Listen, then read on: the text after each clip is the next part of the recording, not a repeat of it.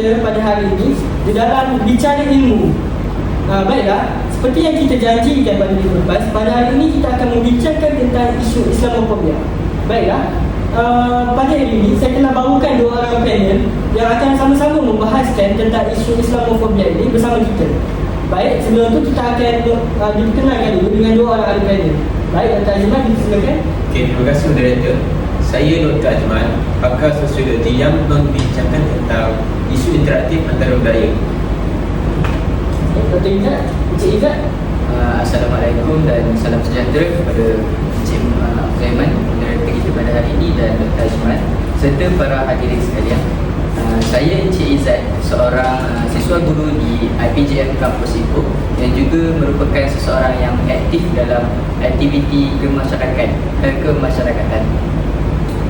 Baiklah, sebelum kita membahaskan dengan lebih lanjut tentang isu Islamofobia ini, kita perlu diperkenalkan dulu tentang Islamofobia. Apakah itu Islamofobia? Baik, saya ingin tanya kepada Dr. Azman. Pada pandangan Dr. Azman, Islamofobia itu sendiri apa benda? Apakah itu? Okey, jadi secara sosiologinya, Islamofobia ini merupakan satu fenomena yang merujuk kepada kebencian, ketakutan dan prasangka terhadap agama Islam dan juga penganutnya. Ini boleh berlaku disebabkan dua faktor utama, iaitu media sosial dan juga kurangnya pemahaman tentang agama Islam itu sendiri. Jadi ini adalah isu yang perlu kita tangani kerana ia memberi kesan bukan sahaja secara individu, malah memberi kesan kepada masyarakat secara keseluruhan. Betul apa yang Dr. Azman katakan sebelah tadi. Baik, sebelum kita membahaskan dengan lebih lanjut dan bertanyakan kepada panel kedua, iaitu Encik Izzat, sebelum itu para penonton boleh komen di bawah soalan yang ingin ditanyakan kepada kedua-dua orang panel ini. Selepas ini kita akan membincangkan tentang soalan tersebut.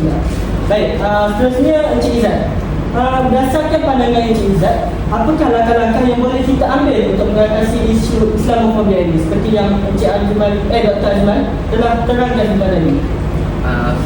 Seperti yang Dr. Azman dah terangkan sebentar tadi, macam kita tahu, Islamofobia ini merupakan satu prasangka atau prejudis buruk terhadap agama Islam dan juga penganut dia. Jadi macam mana cara langkah pertama untuk kita banteras isu ni adalah melalui pendidikan, yang mana kita kena libatkan masyarakat dalam program kesedaran, dan program kesedaran tu dia akan membetulkan dia orang punya prasangka buruk dan juga membetulkan maklumat yang salah mengenai agama Islam ni. Contohnya dialog, contohnya kita boleh anjurkan satu dialog antara agama, yang mana saya berpendapat bahawa ini adalah salah satu cara yang sangat berkesan untuk membina pemahaman antara masyarakat. Dan juga kita perlu untuk mendorong pemimpin-pemimpin masyarakat ni untuk mengambil inisiatif tersendiri dalam mempromosikan keharmonian dan juga mengurangkan prejudis terhadap agama Islam. Selain itu, program-program ni kenalah melibatkan interaksi secara langsung antara penganut pelbagai agama, dan juga yang mana apabila kita melibatkan setiap penganut daripada pelbagai agama ni dalam satu dialog, jadi mereka boleh bertanyakan soalan secara langsung dan juga umat Islam ni boleh menjawab segala persoalan-persoalan yang diberikan secara bersemuka. Dan sebagai contohnya, kita anjurkan acara seperti festival kebudayaan, yang mana orang ramai ni dapat merasai tradisi dan juga amalan agama yang berbeza. Dengan cara ini, kita boleh mencipta ruang untuk melakukan perbincangan dan juga membentuk satu pemahaman. Baiklah, seperti yang Encik Izzat katakan sebentar tadi, salah satu cara untuk kita membentuk ataupun memupuk tentang pendidikan tentang Islamofobia ini sangat berkait rapat dengan isu pendidikan. Jadinya seperti yang kita tahu, pendidikan ini sangat berkait rapat dengan generasi muda. Jadi pada pandangan Encik Izzat, bagaimanakah kita melihat peranan generasi muda untuk mengatasi isu Islamofobia ini? Okey, untuk soalan daripada Encik Zaiman ni, macam yang kita semua tahu, generasi muda ni dia ada kuasa dia yang tersendiri untuk mencipta satu perubahan, yang mana generasi muda ni kebanyakan dia lebih terbuka kepada maklumat dan juga lebih cenderung untuk menerima kepelbagaian antara kaum. Dan melalui contoh dia, melalui platform media sosial generasi muda ni dia dapat menyampaikan mesej-mesej positif dan juga menyuarakan pandangan mereka terhadap rakan-rakan Muslim ni. Jadi contohnya dekat saya punya institut, kami ada mengadakan satu program dan juga pelbagai aktiviti yang mana ia lebih berfokuskan kepada perbincangan dan dapat mendorong perbincangan secara terbuka tu mengenai isu antara agama.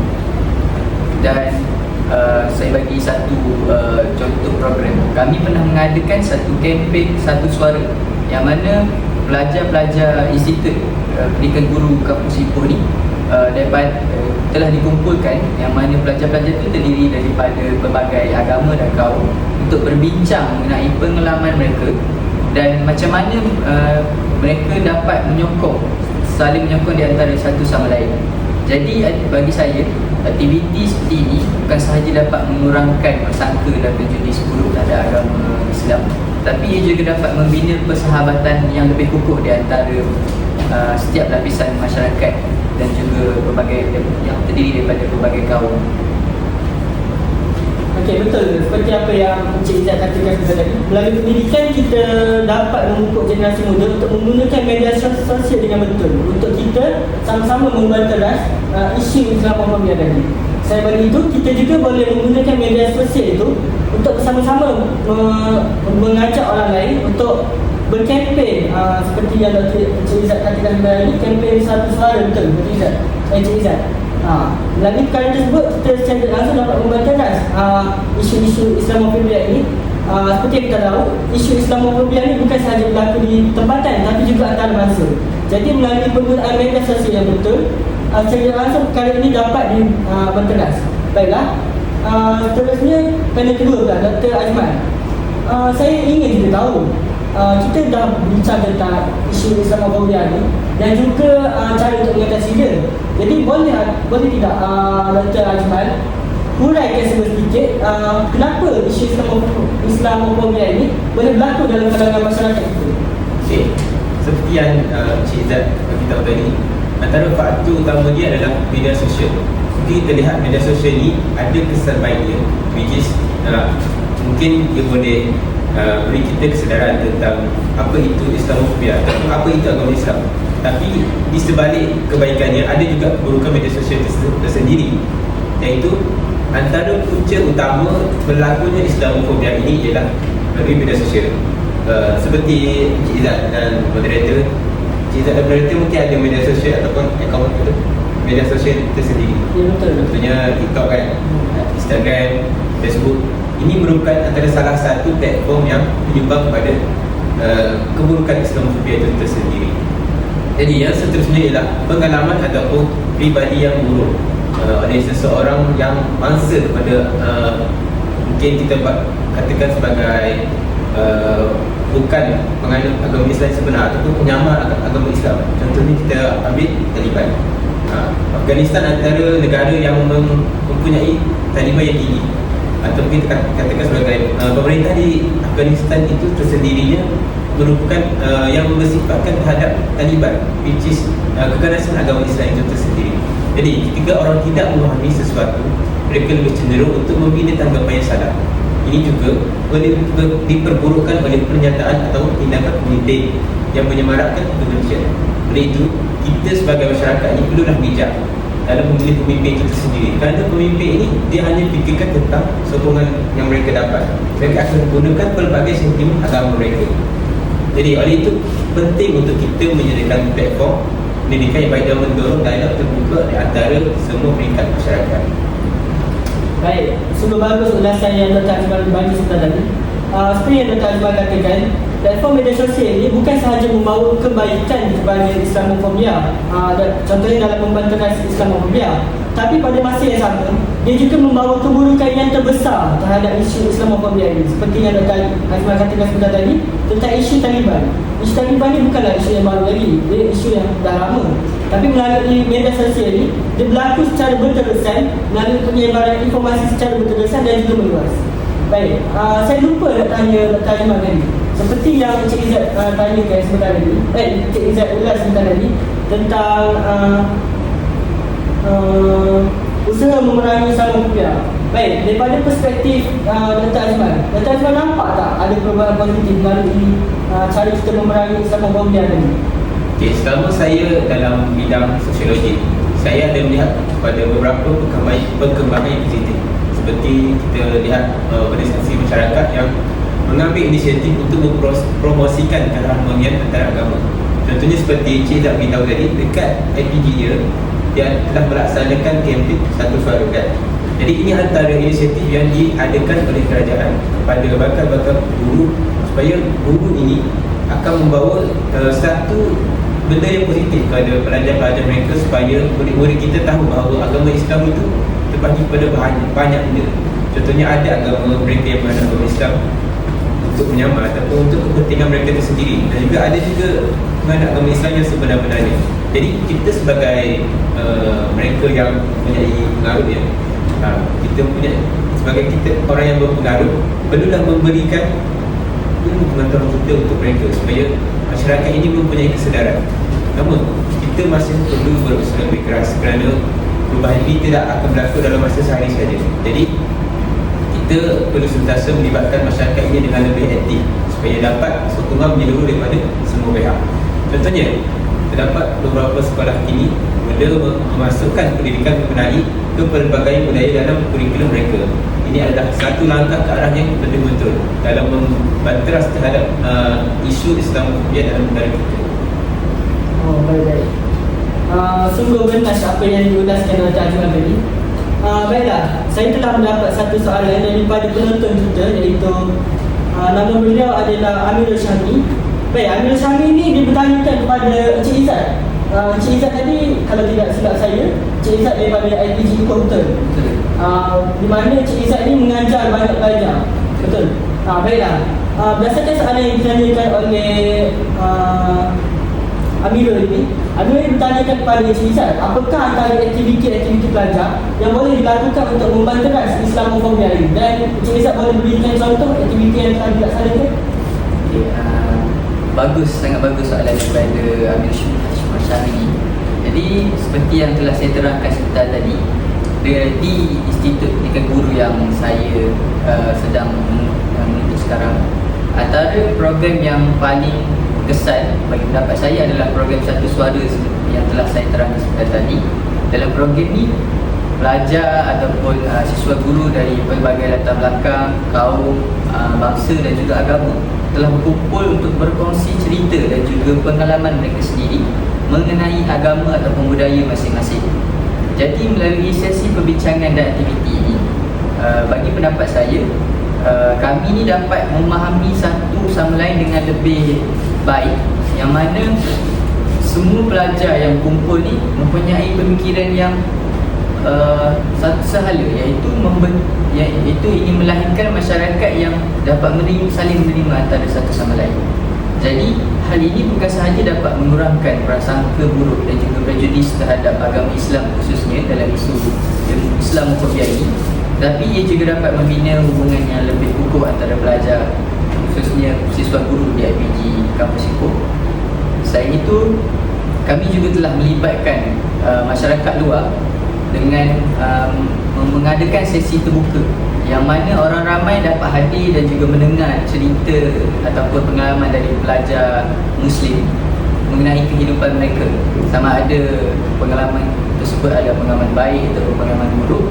Jadi pada hemat saya, hal ini dapat membantu untuk mengurangkan jurang antara budaya, yang mana pada hari ini kita dapat lihat masyarakat semakin berpecah belah, dan hal ini agak kurang disenangi oleh diri saya sendiri sebagai seorang pelajar yang aktif dalam aktiviti kemasyarakatan. Jadi saya harap program-program macam Satu Suara tadi dapat diteruskan dan diperbanyakkan lagi. Baik, betul macam apa yang Encik Izzat katakan sebentar tadi.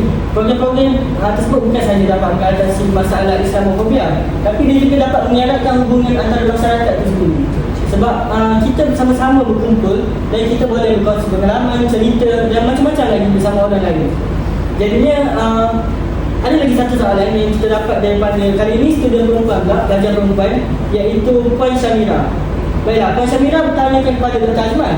Dr. Azman tadi ulaskan tentang media sosial, betul Dr. Azman? Betul. Lalu soalan yang ditanya ni, Puan Syamira ni bertanya kepada Dr. Azman, bagaimana mereka sebagai pelajar boleh memanfaatkan media masa untuk memerangi isu Islamofobia ni? Okay, terima kasih kepada Puan Syamira yang bertanyakan soalan tentang bagaimana kita ingin. Menggunakan media sosial untuk memerangi Islamofobia. Okey, jadi seperti kita tahu, media sosial ini merupakan satu platform yang mempunyai kuasa yang besar. Sebab apa? Sebab semua manusia di dunia ini mempunyai akaun sosial media tersendiri. Jadi kuasa yang besar ini dalam membentuk pandangan masyarakat. Oleh itu, kita perlu mendorong media untuk melakukan isu-isu berkaitan dengan Islam dengan lebih seimbang dan adil. Contohnya memberikan ruang kepada suara-suara Muslim yang politik dan mengangkat cerita-cerita yang menunjukkan kebaikan dalam komuniti. Contohnya seperti yang saya tengok dekat akaun sosial media saya dekat TikTok. Saya sentiasa tengok ada ceramah yang ustaz tentang betapa negatifnya ataupun betapa merosakkannya mereka yang beragama Islam tetapi hanya sekadar menyamar. Contohnya Wahabi dan Syiah. Mereka hanyalah menggunakan kekerasan untuk kepuasan nafsu mereka tersendiri dan juga untuk kepentingan mereka dan merosakkan imej Islam itu tersendiri. Selain itu, suara-suara politik ini seperti ceramah Ustaz Tahirul sini, dia juga telah memberi kepada kita contohnya macam satu pengajaran untuk menjadi umat Islam yang lebih baik, bukannya umat Islam yang pasif semata-mata. Jadi, kempen-kempen yang menunjukkan sumbangan positif komuniti Muslim kepada masyarakat boleh membantu mengubah naratif negatif orang luar terhadap Islamofobia ini sendiri. Selain itu, masyarakat juga perlu menjadi pengguna yang bijak dalam media sosial ini dan dengan mengkaji sumber maklumat yang mereka perolehi itu adalah sahih, dan juga perlu memastikan menggunakan pemikiran mereka bahawa adakah betul ini berita. Kita perlu menggunakan logik akal kita dan juga pengetahuan kita yang sedia ada. Jadi itu saja. Baik, saya tertarik dengan satu aplikasi yang diulaskan oleh Dr. Azman tadi, iaitu TikTok. Baik, seperti yang kita tahu, pada masa kini TikTok merupakan satu platform yang sangat besar dalam komuniti, bukan sahaja di Malaysia tapi juga di peringkat antarabangsa. Baik, sebagai seorang pelajar, Puan Syamira bukan sahaja belajar, tapi Puan Syamira boleh juga memanfaatkan platform seperti TikTok dalam mempengaruhi orang di sekitar. Bukan di sekitar saja, tapi di peringkat antarabangsa juga. Kerana melalui TikTok ni, Puan Syamira boleh upload video tentang kesedaran kepada masyarakat terhadap kita pentingnya memerangi Islamofobia ni, bukan sahaja berjoget. Baik, itu merupakan satu platform yang boleh digunakan oleh Puan Syamira sendirilah. Baik, kepada Encik Izzat pula, pada pandangan Encik Izzat, bagaimanakah peran pendidikan itu memainkan peranan dalam menangani Islamofobia? Pada sebelah tadi Encik Azman telah ulaskan tentang media sosial. Encik Izzat pula mungkin boleh ulaskan daripada segi bidang pendidikan pula.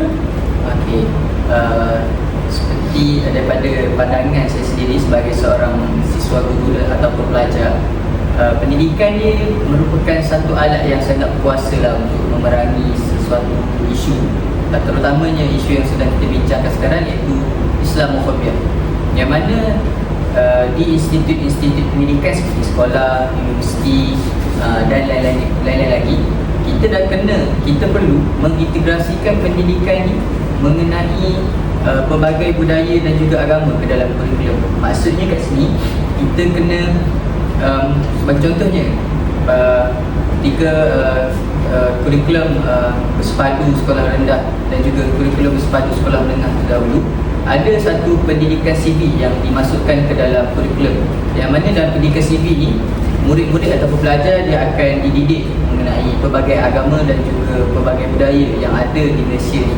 Jadi hal ini akan dapat membantu murid dan juga pelajar memahami keunikan kepelbagaian yang ada di Malaysia dan juga nilai-nilai murni yang perlu diterapkan dalam diri mereka semasa berbakti kepada masyarakat. Selain itu, program-program pendidikan yang interaktif perlu melibatkan pelajar atau murid secara menyeluruh, yang mana murid tu tak bolehlah kita pilih daripada satu kaum ataupun satu bangsa sahaja. Jadi murid ataupun pelajar peserta yang dipilih tu dia kena terdiri daripada pelbagai latar belakang, kaum, tak kira lah kaum, agama, bangsa ataupun budaya.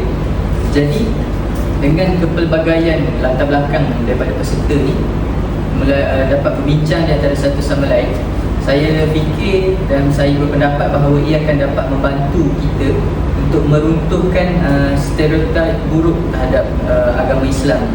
Jadi satu lagi idea adalah kita boleh mengadakan kempen kesedaran lah dekat sekolah-sekolah atau institut pendidikan, yang mana murid atau pelajar dapat berinteraksi dengan ahli komuniti Muslim khususnya untuk mendengar pengalaman dan juga pandangan ahli komuniti Muslim ni secara langsung, dan perbincangan tu dapat dilakukan secara terbuka. Itu sahaja dari saya. Betul seperti apa yang Encik Izzat katakan sebentar tadi. Dalam pendidikan ini kita sebagai seorang bukan kita lah, tapi sebagai seorang tenaga pengajar, kita tidak sepatutnya hanya melibatkan satu kaum atau bangsa atau agama sahaja di dalam pendidikan, tapi kita kena melibatkan semua agama, bangsa dan juga kaum di dalam pendidikan. Kenapa? Kerana seperti Encik Izzat katakan sebentar tadi, untuk mengubah stereotip ataupun pandangan agama lain tentang agama Islam itu sendiri. Baiklah, nampaknya masa pun telah mencukupi. Kita tutup hari ini dengan harapan dan tindakan masa depan daripada kedua ahli panel. Baik, silakan. Jadi harapan dari saya adalah setiap individu perlu mengambil tanggungjawab tersendiri dalam menangani isu berkaitan Islamofobia ini. Jadi tindakan kecil kita ini adalah sangat besar untuk masa depan yang lebih cerah. Seperti berbicara menentang diskriminasi boleh memberi impak yang besar. Kita perlu berusaha bersama-sama untuk mencipta dunia yang lebih aman dan harmonis. Kita perlu bersama-sama membina masyarakat yang inklusif dan saling menghormati. Kita perlu mempunyai satu cara yang liberal, iaitu menghormati agama satu sama lain. Walaupun kita mungkinlah tidak tahu tentang agama seseorang individu itu, tapi kita perlu menghormati dia agar negara kita akan sentiasa aman dan harmoni. Dengan menggunakan platform yang ada, kami akan terus berjuang menentang Islamofobia dan setiap bentuk diskriminasi yang berlaku terhadap agama Islam dan hidup lainnya. Saya sangat setuju dengan harapan dan terjemahan tadi, yang mana saya selaku seorang pelajar dan juga seorang siswa guru yang bakal mendidik anak bangsa kita, saya berharap agar dapat melihat lebih banyak dialog terbuka yang dilakukan, yang mana dialog terbuka ni macam kita tahu dapat meningkatkan pemahaman antara budaya dan juga agama. Macam yang saya dah terangkan sebentar tadi, pendidikan ini adalah satu kunci untuk kita ubah pandangan masyarakat terhadap stereotip ataupun prejudis kepada sesuatu agama, bangsa ataupun budaya. Dan saya berpendapat bahawa pendidikan ini akan dapat membina masyarakat yang lebih inklusif, terutamanya dalam kalangan generasi muda macam saya sendiri. Dan saya percaya generasi muda ni dia dapat memimpin negara kita pada masa hadapan, kerana suara mereka tu adalah sangat penting. Macam kita tahu, generasi muda ni lah yang akan menjadi pemimpin kita dan akan menampuk kepimpinan pada masa hadapan. Jadi suara mereka ni kita tidak boleh pinggirkan. Segala pendapat dan juga kritikan yang mereka berikan, kita kena terima secara terbuka dan kita kena perbaiki dari semasa ke semasa. Jadi jika kita mendidik generasi muda ni dengan lebih berkesan mengenai kepentingan toleransi dan juga penerimaan terhadap kepelbagaian agama ni, saya yakin kita akan dapat mengatasi masalah ataupun isu Islamofobia di Malaysia. Baik, terima kasih kepada kedua-dua ahli panel. Pada hari ini kita telah membincangkan banyak perkara, bukan sahaja tentang konsep Islamofobia, tetapi kita juga telah membincangkan tentang bagaimana Islamofobia itu boleh terjadi, cara mengatasi dia. Baik, saya ingin mengucapkan terima kasih kepada kedua-dua ahli panel, Dr. Ajmal dan juga Encik Izzat. Semoga perkongsian kita pada hari ini bermanfaat kepada anda semua. Baiklah, kita tutup majlis kita dengan bacaan wala'as dan juga tasbih sefarah.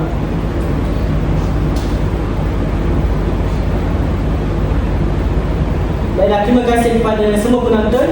Salam dan jumpa lagi. Jangan lupa like, share dan Share dan juga subscribe. Terima kasih. Terima kasih, bye-bye. Kita jumpa di segmen yang seterusnya.